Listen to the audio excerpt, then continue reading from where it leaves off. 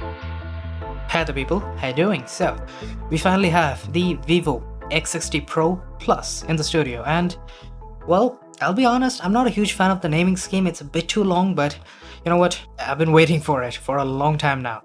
And as have many of you, because apparently it's a very popular phone for good reason. So, let's get the unboxing out of the way, and it is a very big and heavy box. So, the unboxing is gonna be delicious. Man, I always have trouble opening up these boxes. Like somehow or the other, I don't know. I'm not that good at opening these boxes, apparently. Nonetheless, I did finally manage to open it up, and well, we are greeted by the device, as you can see. It is wrapped up in plastic, and we will get to it. It does have a very, very interesting finish right there. But before we do that, let's check out what else we get in the box, because there's quite a few things. We do get a card, and well, yeah, it's a card. Like I'm not entirely sure why it's there, but nonetheless, there is a case, a very high quality matte finish case. Like it's really good when it comes to cases.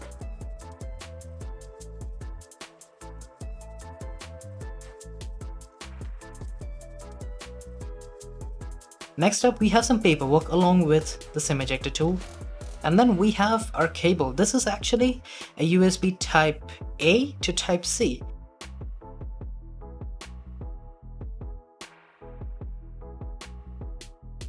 And then a pretty hefty charging brick right there. I believe it's around a 55-watt charging brick. And well, it's a pretty great charging brick when it comes to stuff you get in the box. And then we also have not just a charger, but also the earphones. I mean, when is the last time you have seen in-ear style wired earphones given in the box for free? And surprisingly, these earphones use a headphone jack to connect. And surprising because the phone itself has no headphone jack. Apparently there was a tiny little adapter hidden inside that box in which the earphones were. I couldn't find it initially, and I was kind of perplexed by why we have such a disparity. But nonetheless, we do have it, and well, it's, as I said, a very, very wholesome unboxing experience right there. And then for the device itself, well, as I try to rip it off, I did say that we have quite a nice little finish here.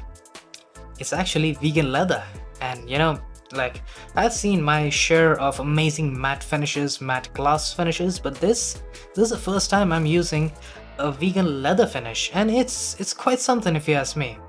Obviously I'm gonna rip off that screen protector because we don't get along, but man, this is quite a beautiful finish right there.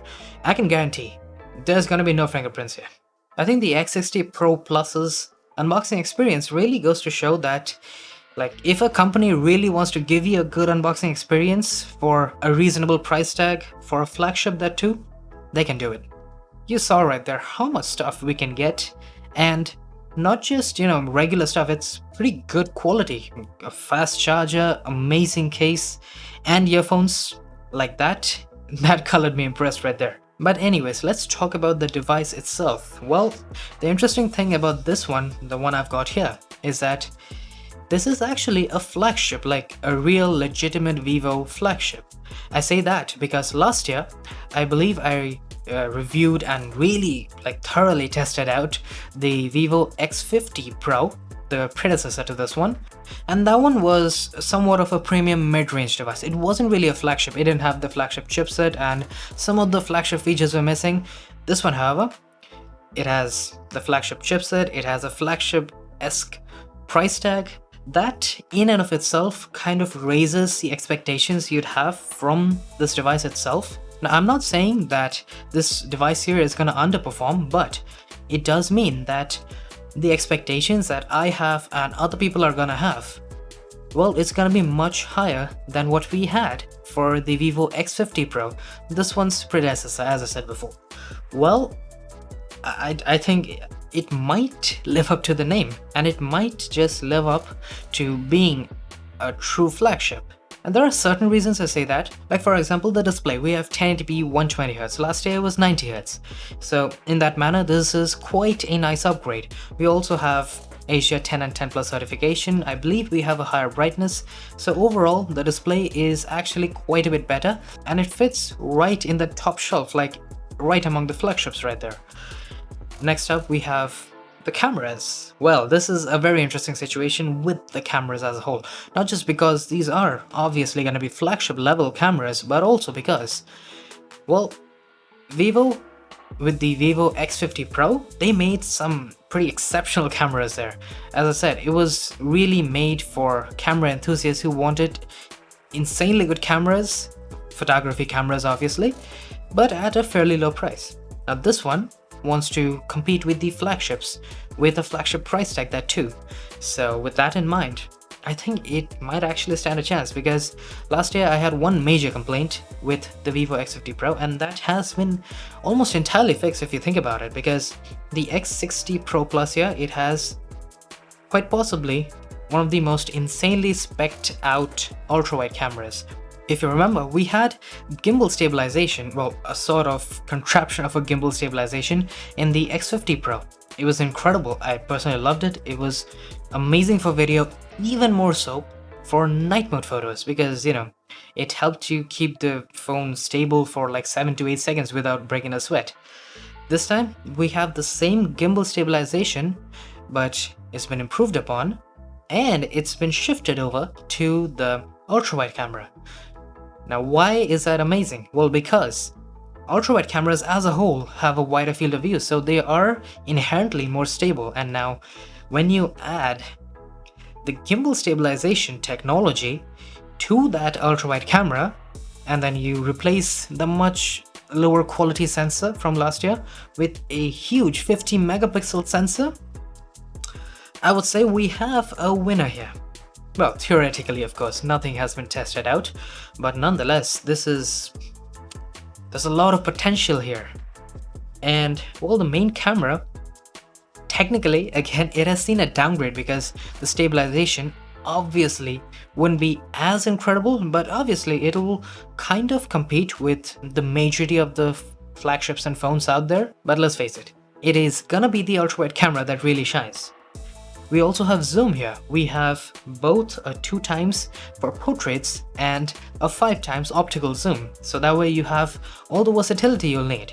For the selfie camera, we have a punch hole design here. You know, I can't really speak for the quality yet because I haven't tested it out.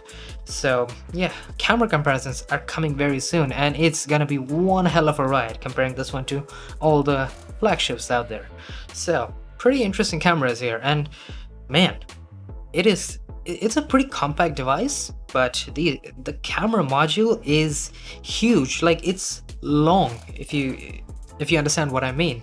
But anyways, the battery, well, it's actually slightly smaller than last year. We have a 4200 mAh battery, I believe, and again, this is no review, this is just, you know, me talking about the features and what I expect from this device. So yeah, battery life might be impacted negatively because of the smaller capacity, but we'll see. I'll let you guys know how battery stands as a whole. Now, one thing that I really wished Vivo would do, like it's the first thing I checked the moment I booted up the device, is whether or not it had stereo speakers. It does not. It's really unfortunate that the flagship from Vivo doesn't have nice high quality stereo speakers. Like the mono speaker here, it's pretty loud, it is pretty high quality, but having good display and having good speakers, they make up like 100% of the content consumption experience. And well, the X60 Pro Plus is kind of lacking, quite solely so because it's a flagship. I really like the fact that we don't get stereo speakers. It really kills the content consumption enthusiasm that I have. Another thing is that we do not have wireless charging. Well, you know, wireless charging is fine. I can possibly take the downside there, but again, the stereo speakers are where it really bumps me out. Anyways, I think that's it for this, you know, initial impressions coverage type of thing.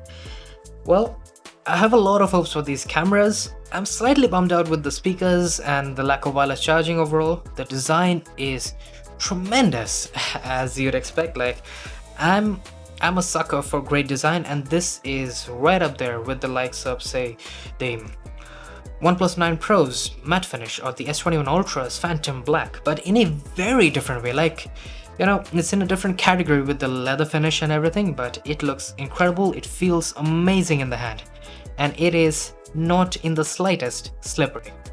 So, with that said, I hope you guys enjoyed. If you did, hit that like button, subscribe if you haven't already, because those camera comparisons are coming and you do not want to miss them. And I will be seeing you guys later. Cheers!